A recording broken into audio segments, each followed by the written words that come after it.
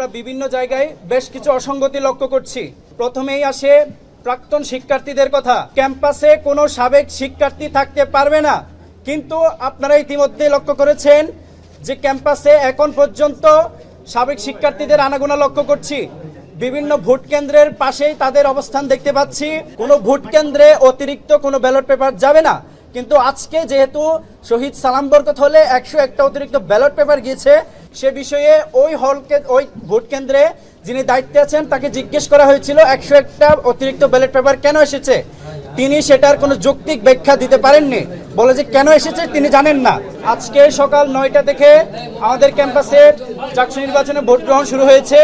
ইতিমধ্যে আপনারা লক্ষ্য করেছেন যে বিভিন্ন ভোট কেন্দ্রগুলোতে লাইন ধরে আমাদের ক্যাম্পাসের স্টুডেন্টরা ভোট দিচ্ছেন, কিন্তু তারপরেও আমরা বিভিন্ন জায়গায় বেশ কিছু অসঙ্গতি লক্ষ্য করছি।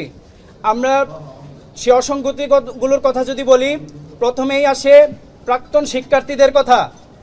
যে বিশ্ববিদ্যালয় প্রশাসন নির্বাচন কমিশন বলেছিলেন আজকে সকাল 6টা থেকে ক্যাম্পাসে কোনো সাবেক শিক্ষার্থী থাকতে পারবে না, কিন্তু আপনারা ইতিমধ্যে লক্ষ্য করেছেন যে ক্যাম্পাসে এখন পর্যন্ত সাবেক শিক্ষার্থীদের আনাগোনা লক্ষ্য করছি।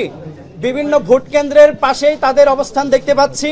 এই বিষয়টা আমাদেরকে একটু চিন্তার মধ্যে ফেলে দেয়। তার পাশাপাশি আরো একটা বিষয় আমি আপনাদের জানিয়ে দিতে চাই, আমাদের শহীদ সালাম বরকত হলে টোটাল ভোটার সংখ্যা 299 জন, কিন্তু ওই ভোট কেন্দ্রে টোটাল ব্যালট পেপার গিয়েছে 400টা।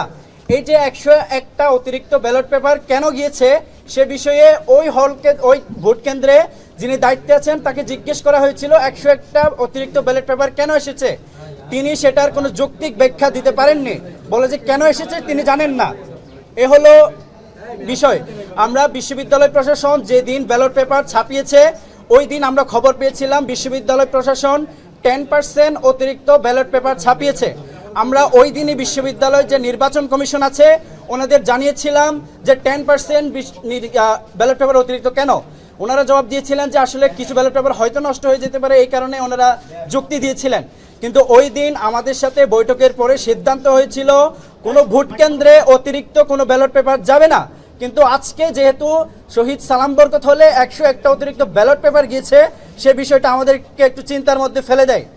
তার পাশাপাশি ডোপ টেস্টের একটা বিষয় ছিল, যেটা গতকাল রাতেও আমরা বিশ্ববিদ্যালয় প্রশাসনের কাছে আলোচনা করেছিলাম যে বিশ্ববিদ্যালয়ে যারা নির্বাচনে অংশগ্রহণ করছেন তাদের অবশ্যই ডোপ টেস্টের প্রয়োজন। সেজন্য বিশ্ববিদ্যালয় প্রশাসন ডোপ টেস্টের আয়োজন করেছিল, কিন্তু ডোপ টেস্টের রেজাল্ট এখন পর্যন্ত নির্বাচন কমিশন প্রকাশ করেনি এবং বলা হয়েছিল যারা ডোপ টেস্টে অংশগ্রহণ করবে না বা পার্টিসিপেট করবে না তাদের রেজাল্ট বাতিল হবে। কিন্তু এখন পর্যন্ত আমরা খবর পেয়েছি অনেকেই ডোপ টেস্টে অংশগ্রহণ করেনি, কিন্তু তাদের কোনো তালিকা বিশ্ববিদ্যালয় নির্বাচন কমিশন এখন পর্যন্ত প্রকাশ করেনি। তার পাশাপাশি আমরা যারা ডোপ টেস্টে অংশগ্রহণ করেছি তাদের যে রেজাল্ট পজিটিভ নাকি নেগেটিভ এ সংক্রান্ত কোনো তালিকা বিশ্ববিদ্যালয় নির্বাচন কমিশন দেয়নি। তার পাশাপাশি পোলিং এজেন্টের বিষয়ে বলি, পোলিং এজেন্টের বিষয়ে গতকাল রাতে সিদ্ধান্ত হয়েছিল যে বিশ্ববিদ্যালয় প্রশাসনকে আমরা নির্বাচন কমিশনকে জানিয়েছিলাম অবশ্যই প্রত্যেকটা ভোট কেন্দ্রে পোলিং এজেন্টের প্রয়োজন আছে। সেই প্রেক্ষিতে গতকাল রাতে ইনস্ট্যান্ট সিদ্ধান্ত নিয়ে একটা প্রজ্ঞাপন জারি করা হয় যে অবশ্যই প্রত্যেকটা ভোট কেন্দ্রে পোলিং এজেন্ট রাখবেন।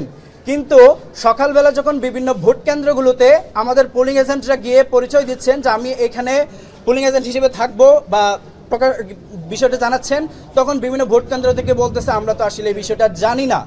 আমার প্রশ্ন হচ্ছে বিশ্ববিদ্যালয় প্রশাসন নির্বাচন কমিশন যেখানে প্রজ্ঞাপন জারি করে দিয়েছেন এটা সবারই জানার কথা, কিন্তু বিভিন্ন ভোট কেন্দ্রগুলোতে বলা হচ্ছে আমরা আসলে জানি না।